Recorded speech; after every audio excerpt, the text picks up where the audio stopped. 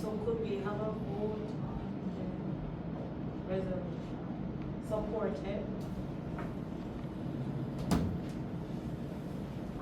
Yes, that's it.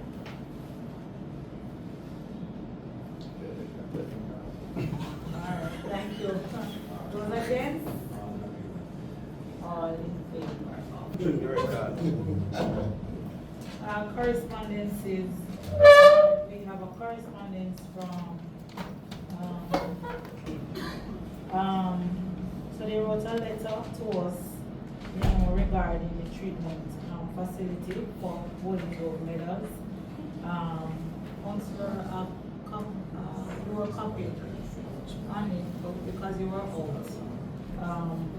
So they're proposing a meeting on the between April 30, but that's gone, to May 9th with the council. So they want to have a meeting with us to discuss the situation. They said they have garnered the assistance from CAC Solutions Company Limited. So they want to have a meeting. They are involved in the health department though? Yes, ma'am. Okay. Yeah. I just got the letter this week. Okay.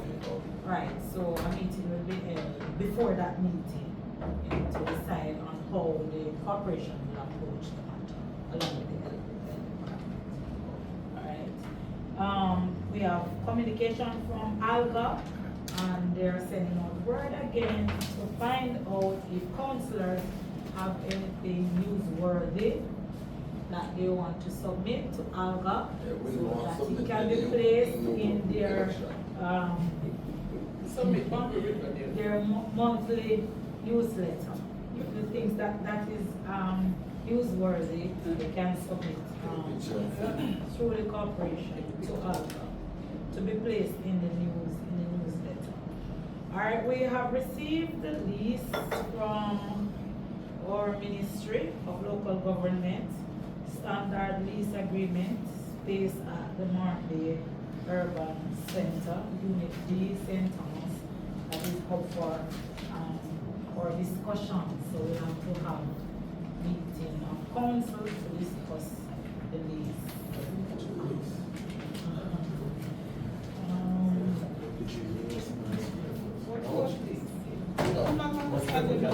No, I'm asking, how much is the lease per month? It's Anyway, yeah. It's $23 per square foot. The Square foot or square meter? 1 second. Square foot. Square foot. The annual maintenance charge of $450 per square foot, and the confirmation that the allocated unit comprises 2,175. Yes, so I'm going to give you a copy. That is why I brought it here, and so that it can be mentioned, and then we have discussions. It's not accepted, it's just mentioned. No, man, I understand that, but I want to have those information. So you will in my discussion. Every councillor will get this copy after this, so that it can be discussed. All right, because it's corporation. I just rise to keep the public aware of how hard we're talking about the Portland situation. I don't know if any of you drive through to go towards Portland side, that'll be yes. You have to go to Portland. Last week we had some rains, and here again, if it had not been for the determination of mine to keep land top clear, we would have had another blockage, complete blockage to 3 of the divisions in this parish by the blockage of Portland. The rain didn't fall for 30 minutes, you know.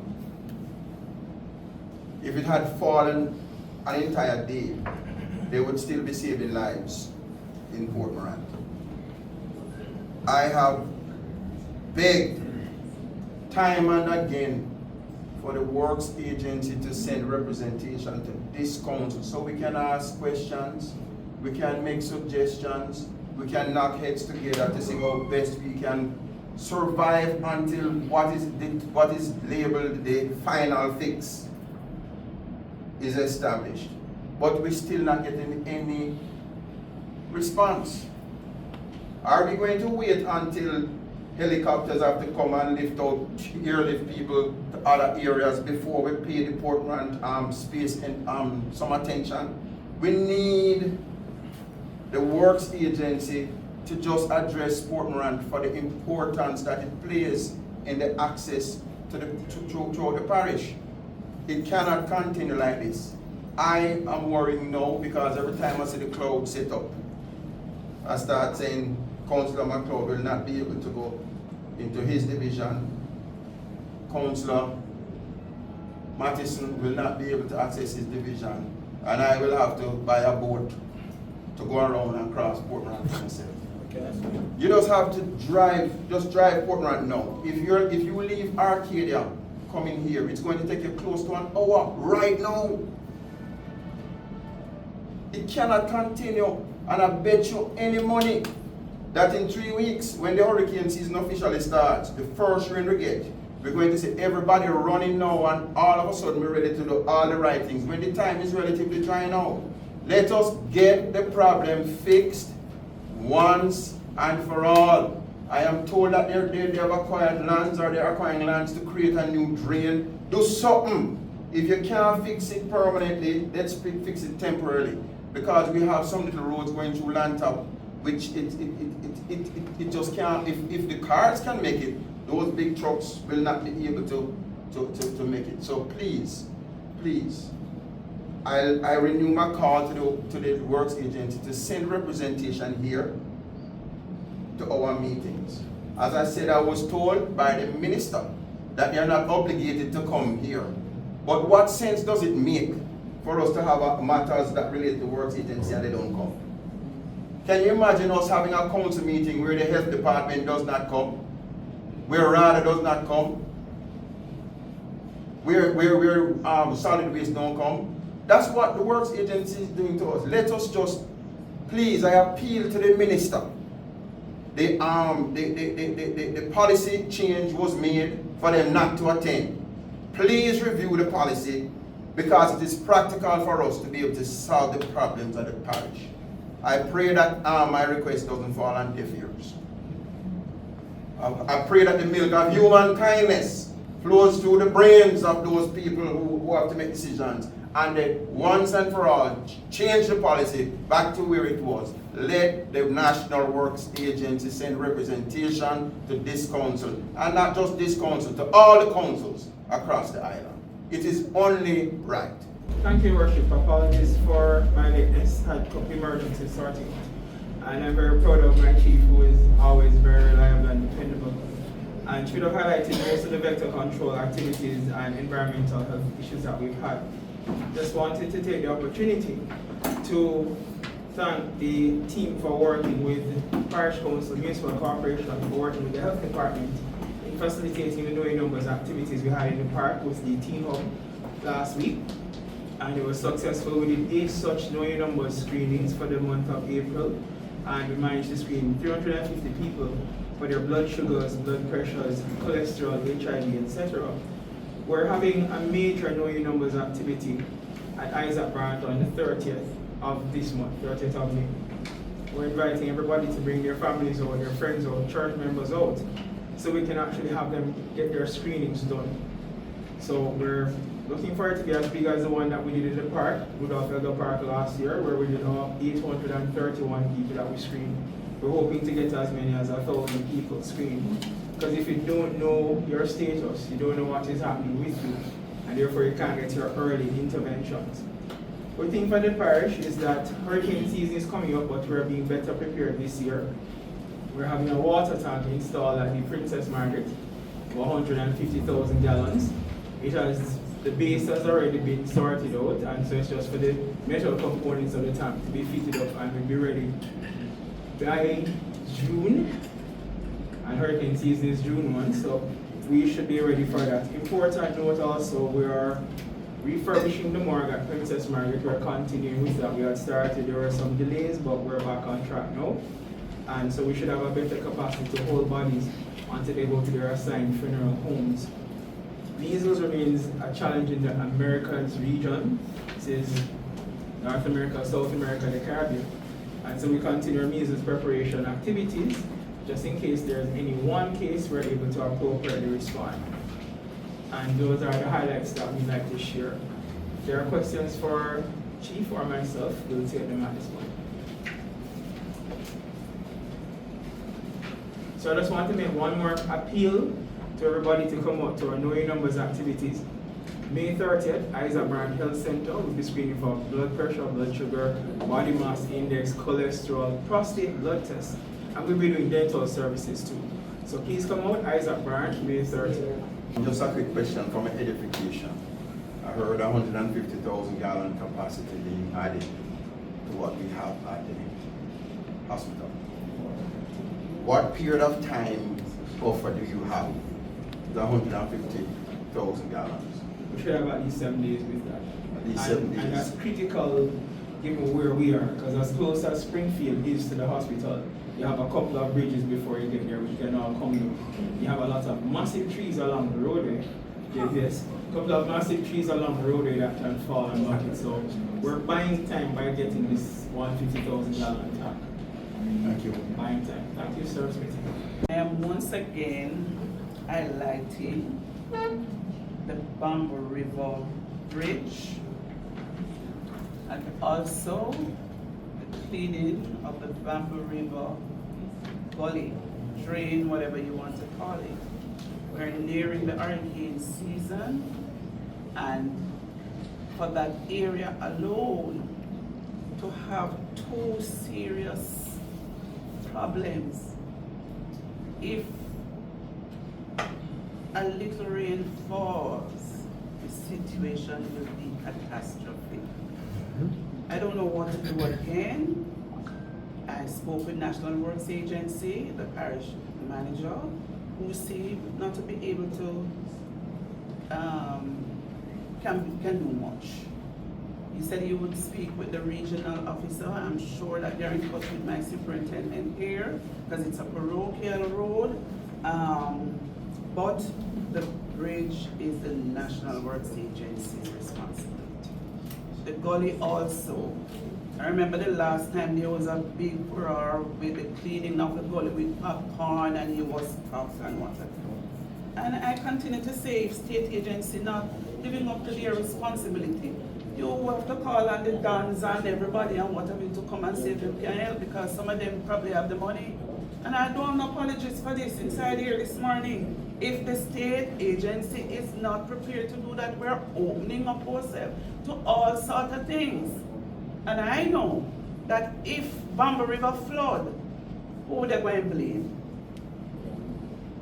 Who is the first person? Because you have people are saying the parish council not doing anything and so on and so forth. Right? When I got down there the last time, they said to me, where is the mayor? So, you know, I mean, this situation, I cannot speak more on it. And I said, I don't know what to do. I am helpless at this point in time. So I need somebody to tell me what to do. My superintendent of works, I need you to tell me what to do at this point in time.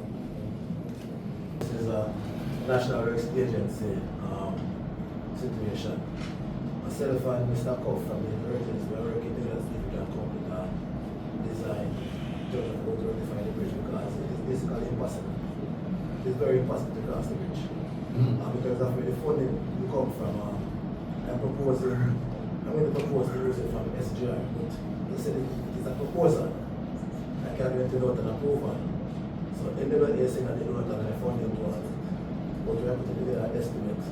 Mr. Koff is something from this side, as well as from my side to see where the funding may come from. Super is really emergency. It's more an emergency. So we encourage our farmers, our clients, to try as best as possible. Come in on a Friday. all officers are supposed to be in office on a Friday. If that particular officer is not there, other officers are there to be dealing with those farmers. So we tell them, try to come in on a Friday. We want to be in the field as much as possible. So come in on a Friday to the parish office. There are some areas that have area offices, and that can be dealt with also at those area offices. We want investors to come here and invest. We must remove the tariff. And if we remove the tariff, I can assure you that the thing will become one of the things the tariff do. When the product going to be exported, whatever is on the commercial invoice, you have to pay additional 2% to Jack Rock. So it increase the price of the commodity. So I'm just saying we need to take a good look at that. We need some more voices on it, and we need to settle it so that tomorrow can again start moving in this country. And It's the regulating body that controls that Yes. side of it. So we are totally focused on production. I know, Mr. Stevenson, in terms of like small farmers who require tanks to assist in their, irrigation or whatever, how do they go about it? Does RADA have a program? From time to time, what happens is we get allocation from the Ministry of Agriculture and RADA also, and those allocations normally come whenever we have certain kind of disaster, long periods of drought or a hurricane and stuff like that. And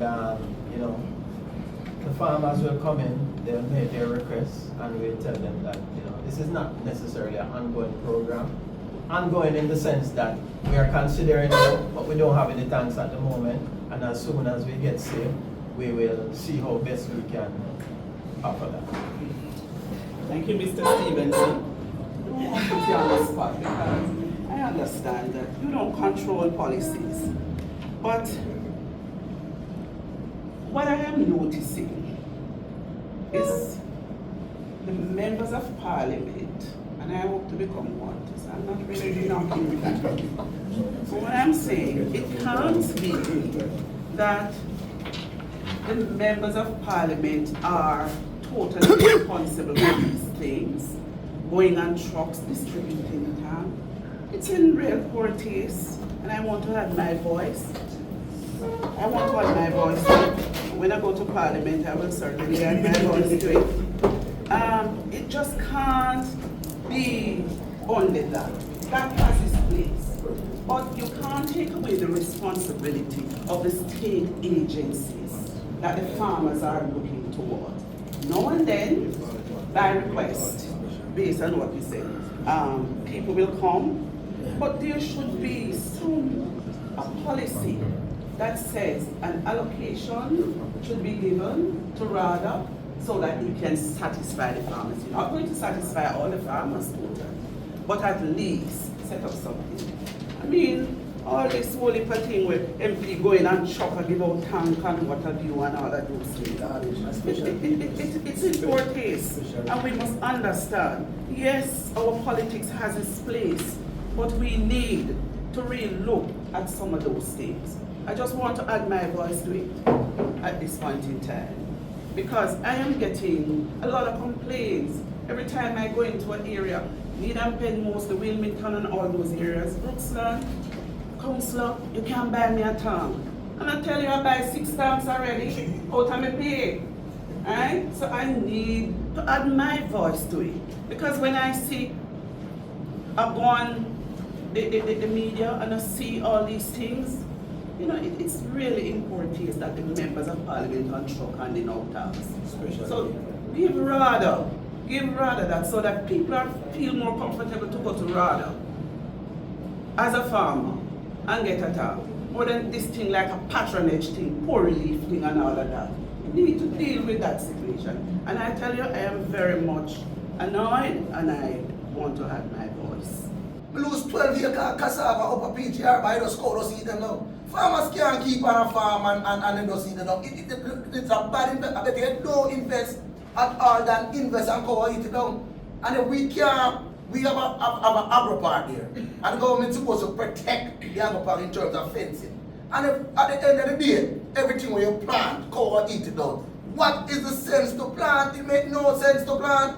You have to stop plant up there because at the end of the day, we know what will be the end result. Cover, eat it down. Because cow does a leg up wily, like we don't have no punch up to take out the cow them. I come here every council meeting, when you hear me pay nice about the council taking up the cow them. The council now take the necessary action to take up the cow them. So this is the problem. We have serious governmental failures and lead us to this.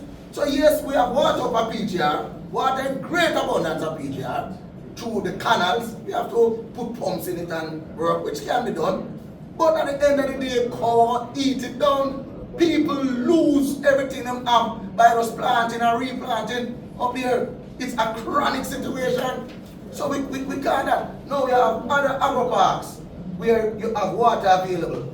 But again, the cost will involved in that. It is too expensive. Really too expensive. You have others too where you have to wait till when them turn on the water. Because it's a main system and water might turn on extra. So if you want to plant at a certain time or a certain day, it might not work best with you. Then, Mr. Steven, you have to tell the whole truth, you know, you can't tell partial truth. When a farmer goes in our agro-park situation, a lot of exposure, you have in that space. Example, if I plant Scotch pallet and I want more farmers that plant Scotch pallet, and if freedom practice is not right, they really expose me to a lot of pest and disease. So a lot of farmers know that and don't want to go in these agro parks. If I'm telling a lie now, you are the podium, you can correct me, I will take my seat. So going in an agro park, there are advantages, but there are serious disadvantages as well. And as I said before, the irrigation water is like on a yas. Very expensive. Farmers are crying about it every day. PGR, water is there, cows are serious problem. So we have to just get these things fixed. And if we get them things are fixed, then we can have some real production in the place. Advocacy, let me just say that in terms of disease and farmers in a concentrated area, yes, you will have that. But you know, we can deal with that. We can effectively deal with that. In terms of water, especially in the Yalas belt, there's also another well coming on stream for the end, towards the middle of this year to the end of this year. So that will affect some of the issues that they have with water being turned off at a particular time and stuff like that. They'll have more water and more access to water. Time for rather ID. What's the waiting time before the extension officer gets to investigate? Okay. Yeah. So once they come in, registered, we give a lead up of 14 days for them to get to the farms and verify the farms. Once that is done and everything is uploaded, we're saying give us another 6 weeks for you to get the IDs. We know it's a process that is not as smooth as we want it to be, but those are the timelines that we want to work with. The reason I ask this question, I've been having a lot of complaints about persons applying for rather ID, and it takes them up to 3-6 months before. Sometimes they ask me to call the rather extension officer to come and look at their farms. We need to see how best we can have these situations rectified, because sometimes they really need their rather ID for benefits and stuff like that. So see how best we can work on that. And please help us to help them. So when you get things, just send them through. You have my number, so you can just send them through to us and we'll do the investigation. But sometimes, there are problems with, we send out the IDs to the head office, and sometimes there are other challenges there. So be mindful. So the report was submitted for environmental health. I don't know if there are any questions.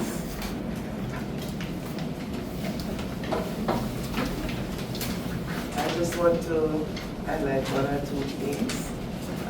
As collaborating agencies, we kind of got off on a shaky start with the circus in the parish, but eventually everything worked out pretty well. We did have some challenges with water supply for the event, but that the public health inspectors were there on hand, and it was managed, and adequate water was provided on a daily basis.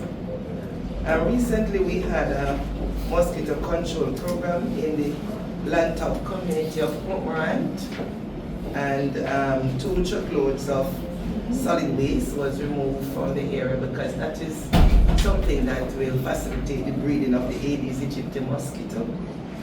And also there was collaboration with NWC in that project, and an area of the community that didn't have water got water, so that would improve the situation with the Aedes mosquito because they depend on stored water for breeding. So that went quite well. We had support from the NSWME, working with Mr. Wong. As I indicated before, 2 truckloads of waste were removed, and we are told that we will get other assistance as soon as something that is being done in Kingston is finished.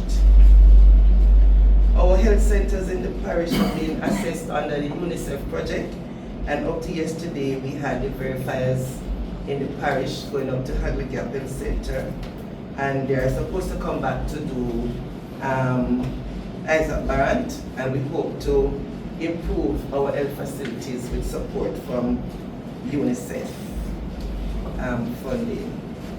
Those are the highlights. The other things were in the report.